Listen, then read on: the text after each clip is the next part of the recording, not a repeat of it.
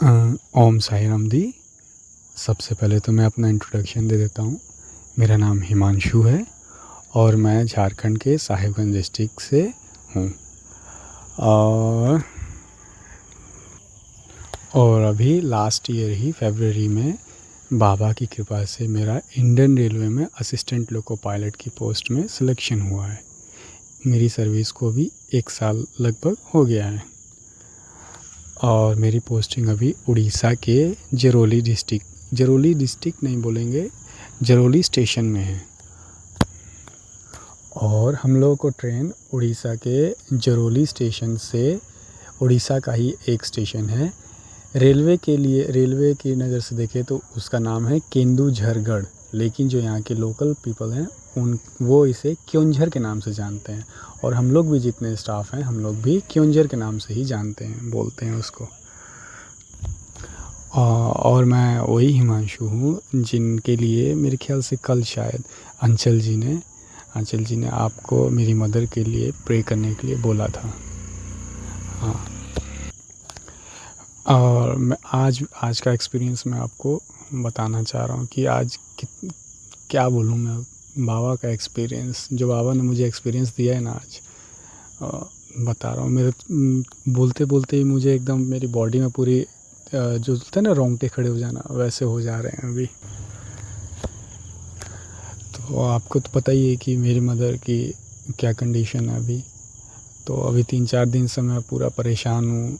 सिर्फ क्या बोलूँ, रोता रहता हूँ। उनका चेहरा याद आता है मुझे, उनका अनकंडीशनल प्यार याद आता है। अब मैं जब भी घर जाता था तो उनको बता के नहीं जाता था, उनको सरप्राइज़ देता था मैं जा कर के। और जो उनके फेस पे जो स्माइल रहती थी ना, वो स्माइल देखने के लिए मैं बिना बताए हुए जाता था। मैं इतना खुश होती थी मुझे देख कर के, मत पूछिए। वही सब चीज़ों को याद कर के बहुत, मतलब कि क्या बोलूँ मैं, रोता 2-3 दिन तक मैं कंटिन्यू रोया हूँ मैं। माँ से बढ़कर इस दुनिया में कोई नहीं है।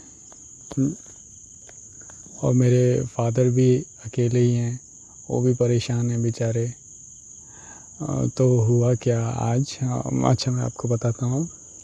मेरी ड्यूटी थी सुबह 10 बजे की, मेरी ड्यूटी लगी। मुझे ट्रेन लेकर के अपने जरौली हेडक्वार्टर जरौली से क्योंझर आना था। तो मुझे कॉल आया सुबह 7:30 बजे के करीब कि आपको 10 बजे की ड्यूटी है, आपको यहाँ से यहाँ जाना है, जरौली से क्योंझर जाना है। मैंने बोला ठीक है। तो फिर मैं रेडी होकर के अपनी ड्यूटी में आ गया और ट्रेन लेकर के क्योंझर में पहुंचा। करीब दोपहर को 3 बजे के करीब मैं पहुंचा।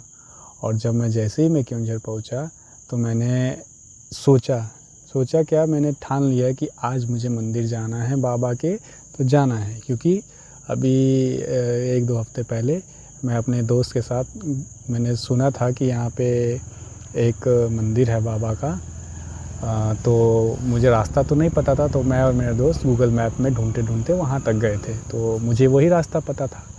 तो मैंने सोचा कि उसी मंदिर में जाऊँगा मैं शाम को, आज किसी भी हालत में, लेकिन जाऊँगा मैं, अपनी मदर के लिए प्रे करूँगा मैं। और हाँ, एक और बात, और जो एक मेरा दोस्त है जो मेरे साथ ही जरौली में पोस्टेड है, उसका घर जो है वो यहीं पे क्योंझर में है, वो यहाँ का लोकल है। तो उसको सब पता है। उसने मुझे बताया था कि यहाँ पे और भी मंदिर है बाबा के, वो भी साईं बाबा का भक्त है। उसने बोला था मुझे कि यहाँ पे और भी, जो यहाँ आप गए थे उनसे भी एक बड़ा मंदिर है, अच्छा, लेकिन वो बहुत दूर है। तो मुझे वो रास्ता पता नहीं था, मेरी बहुत इच्छा थी जाने की। तो लेकिन अब क्या कर सकते हैं, जो मुझे पता था वहीं जा पाता हूँ मैं। तो 1 मिनट। जब मेरी ड्यूटी ऑफ हुई करीब 4 बजे, तो 4 बजे ड्यूटी ऑफ करके हमारे यहाँ पे रनिंग रूम होता है रेलवे का, स्टाफ के लिए रेस्ट करने के लिए। तो मैं रनिंग रूम में गया। रनिंग रूम में जाने के बाद मैं खाना खाने के लिए बैठा। तो फिर मुझे अचानक से याद आया, अरे मेरा एक दोस्त तो यहीं पे है, उसको फ़ोन करता हूँ, वो मुझे घुमाने के लिए ले जाएगा, बाबा के पास लेके जाएगा, वो जो मंदिर बोल रहा था।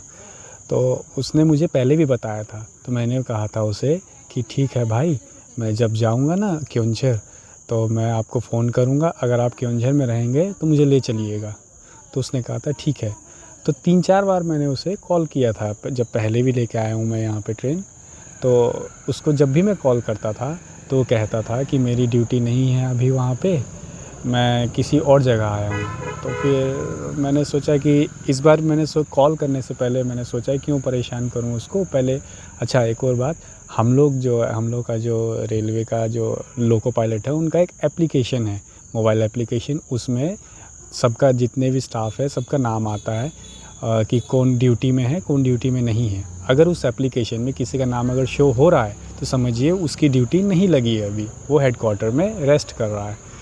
तो मैंने सोचा कि उसको फ़ोन करता हूँ। फिर मैंने बोला कि क्यों, मैं 3-4 बार कॉल किया था मैंने उससे पहले भी, तो वो हर बार नहीं होता था, यहाँ बेचारा डिस्टर्ब हो जाएगा, तो इस बार मैं पहले एप्लीकेशन में देख लेता हूँ उसका नाम शो हो रहा है कि नहीं। तो मैंने एप्लीकेशन खोली, तो एप्लीकेशन में देखा तो उसका नाम शो हो रहा था। तो इसका मतलब ये था कि वो यहाँ केओंझर में नहीं है, वो अभी हेडक्वार्टर में है, रेस्ट में है, उसकी ड्यूटी नहीं लगी है। तो इसलिए मैंने उसे कॉल नहीं किया। तो अब सुनिए, देखिए क्या हुआ, अब बाबा की लीला देखिए। तो मैंने छोड़ दिया, थोड़ा सा फील हुआ कि काश यहाँ होता ऐसे।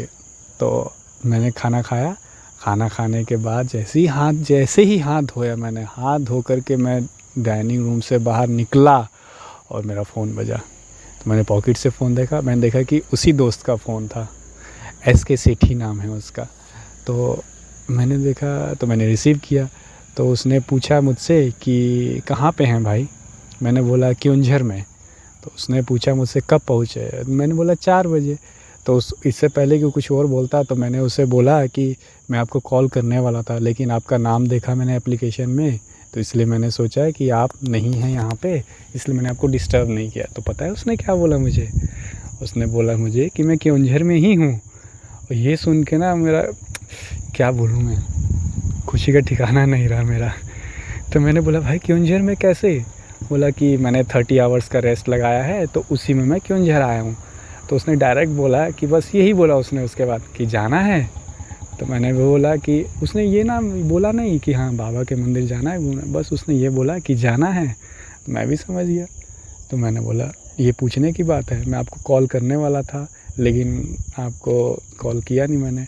बोला कि ठीक है, मैं 5 बजे आता हूँ, आप रेडी रहिएगा। मैंने कहा ठीक है।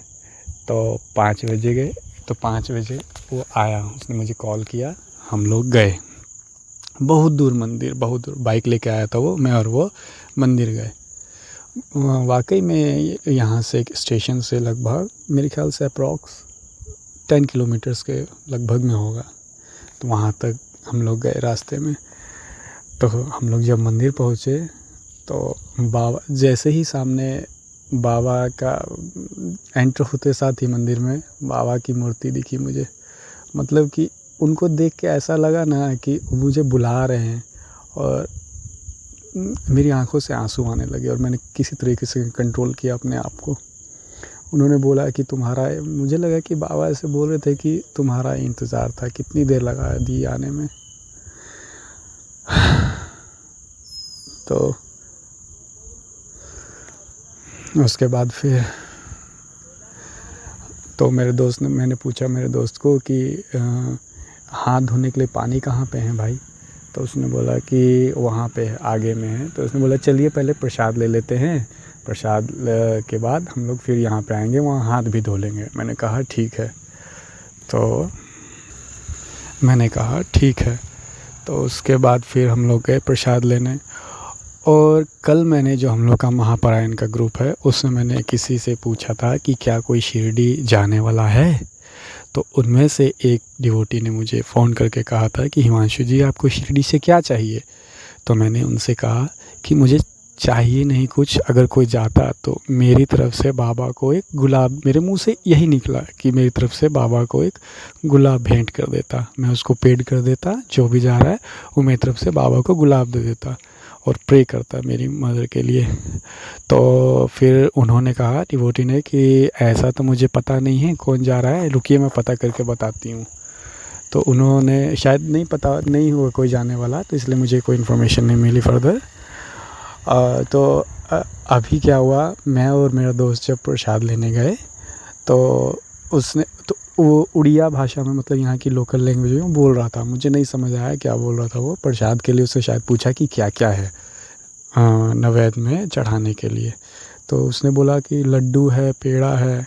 और फिर उसने, मेरे माइंड से ये एकदम उतर ही गया था कि मैंने रोज़ के लिए, गुलाब के लिए बोला था कि शिरडी में चढ़ाने के लिए।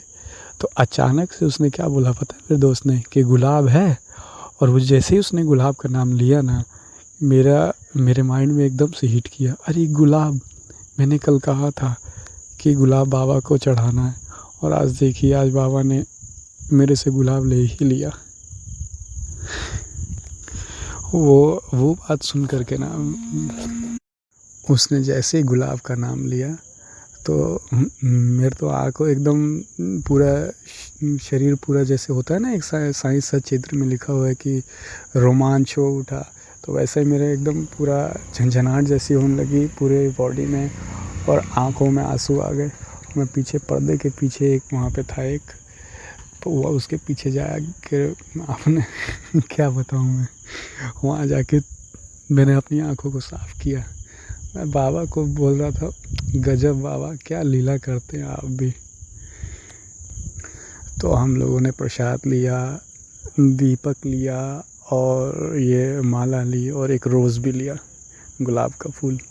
तो लेकर के हम लोग गए वहाँ पे मंदिर में, दिया पंडित जी ने चढ़ाया, और उसके बाद हमने प्रणाम किया, और पंडित जी मंत्र वगैरह पढ़ के उन्होंने अपना वो किया, क्या बोलते हैं, नैवेद्य अर्पण किया बाबा को। तो मैं पहली बार गया था उस मंदिर में।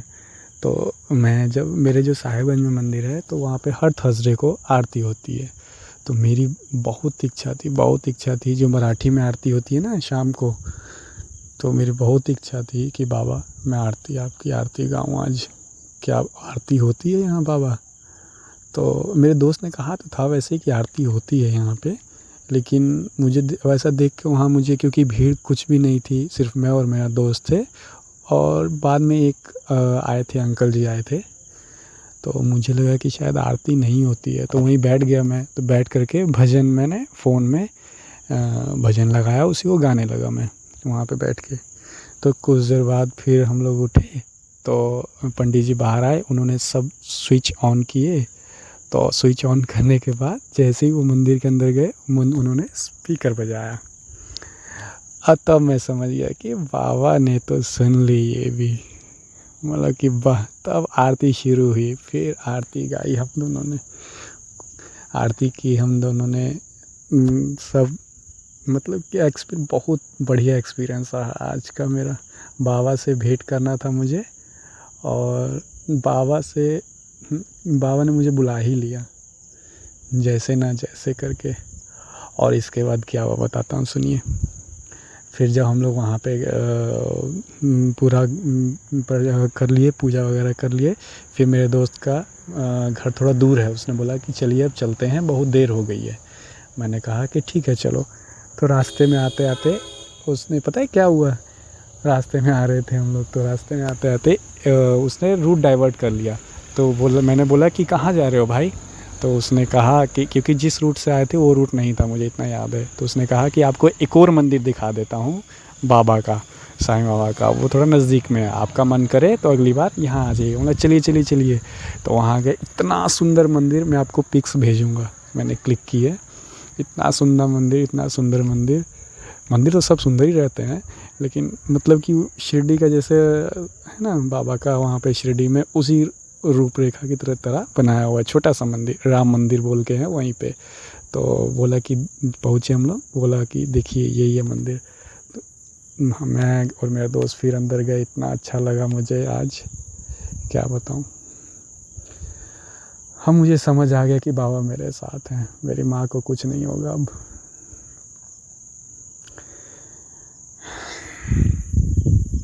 यही आज का मेरा एक्सपीरियंस था। अभी कुछ देर पहले आया हूँ मैं। ओम साई राम।